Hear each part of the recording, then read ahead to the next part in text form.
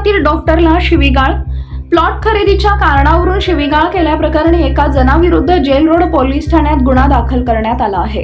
ही घटना 11 ऑगस्ट रोजी सकाळी 10:30 वाजेच्या सुमारास असेंट टॉवर मुस्लिम पाचशा पेठ इथं घडली।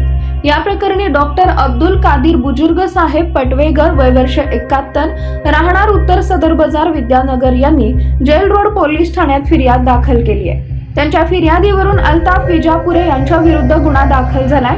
या घटनेची हकीकत अशी की फिर्यादी हे असेंट टॉवर अपार्टमेंट मधील 4थ्या मजल्यावरील प्लॉट मध्ये नंबर 402 च्या समोर आले असता अल्ताफ विजापुरे हा अनधिकृत राहत असून त्याला प्लॉट खरेदी केल्याबाबत विचारणा केली असता त्यावेळी त्यानं होय मी प्लॉट खरेदी केलाय असं म्हणाला।